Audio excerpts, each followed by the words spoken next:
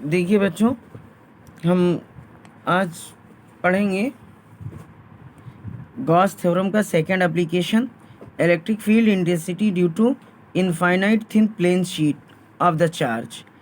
देखिए, यहाँ पर एक मैं इनफाइनाइट प्लेन शीट सपोज किया हूँ।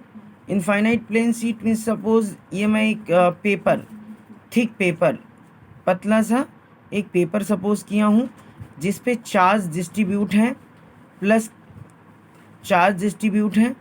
तो आपको पता है कि जो प्लस चार्ज होते हैं वो आउटवर्ड इलेक्ट्रिक फील्ड प्रोड्यूस करते हैं। इनका जो डायरेक्शन होगा इलेक्ट्रिक फील्ड का आउटवर्ड होगा।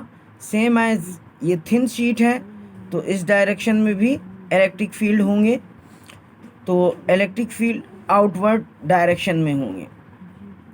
मुझे इससे कुछ डिस्टेंस पर, इसके सेंटर से आर डिस्टेंस पर एक पॉइंट मैं सपोज करूँगा, पॉइंट जिस पॉइंट पर मुझे इलेक्ट्रिक फील्ड फाइंड करनी है, इलेक्ट्रिक फील्ड फाइंड करनी है।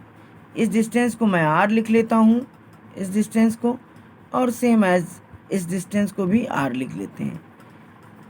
मैं एक गॉसियन सरफेस सपोज करूँगा, तो एक सिलेंडर फॉर्म करूँगा, तो सिलेंडर होगा मेरा।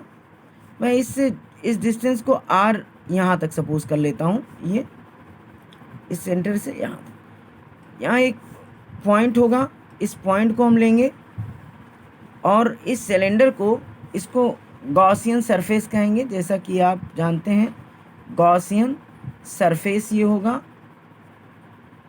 देखिए, इस पॉइंट पर मुझे इलेक्ट्रिक फील्ड फाइंड करनी है। तो आपने पढ़ा है कि जो इलेक्ट्रिक फील्ड है उसकी डायरेक्शन आउटवर्ड है। मैं यहाँ एक यूनिट वेक्टर सपोज कर लेता हूँ, same as year unit vector, and cylinder is divided into 3 parts, first, second and third part. 3 parts में मैं इसको डिवाइड कर ले रहा हूँ। अब देखिए, सबसे पहले मैं फ्लक्स फाइंड करूँगा। Flux, electric flux at face first, तो फाई इक्वल टू आएगा, phi 1 equal to E A cos theta.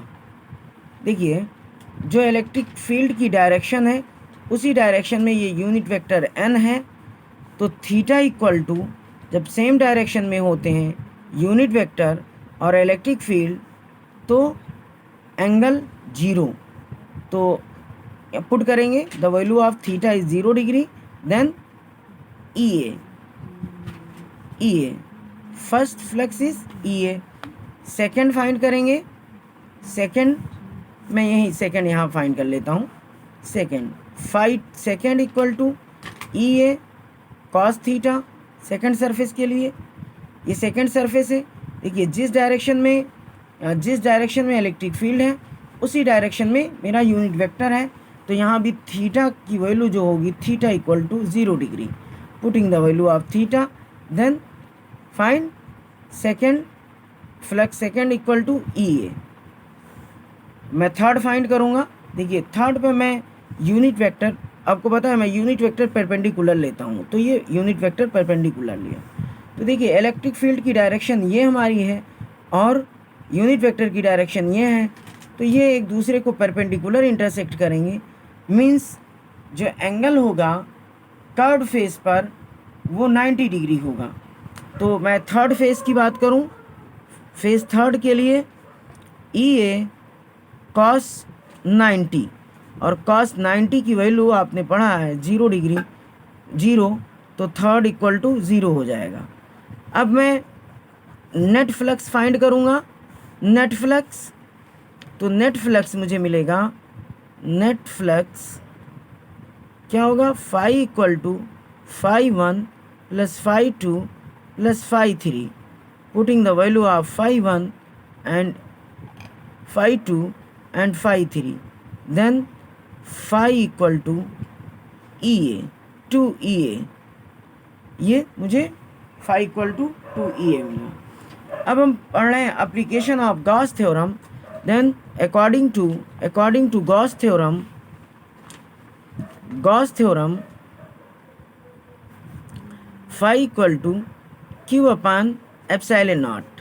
ये क्वेश्चन फर्स्ट इसको सपोज किया, ये क्वेश्चन सेकंड होगा। अब एक मैं लूँगा चार्ज डेंसिटी। चार्ज डेंसिटी को मैं यहाँ पर सिग्मा से डिनोट करूँगा। डिफिनीशन होगा charge present per unit area is called charge density. Putting the value of k in equation second, then the value of q is sigma EA and epsilon naught phi. Fourth, अब देखिए हम compare कर लेंगे from first and third है, ये third है equation third, तो आएगा मेरा 2EA equal to sigma A upon epsilon naught. देखिए मैं एरिया पुट करूँगा, एक तो मेरा ये डेरिवेशन हो गया। अगर मैं इंटेंसिटी फाइंड करूँ तो EA equal to sigma A upon 2 epsilon A से ए को कैंसिल कर देंगे तो जो इनफाइनाइट स्ट्रीट के लिए मुझे फार्मूला मिलेगा ये CBSE में 99% चांसेस है पूछे जाने। Thank you.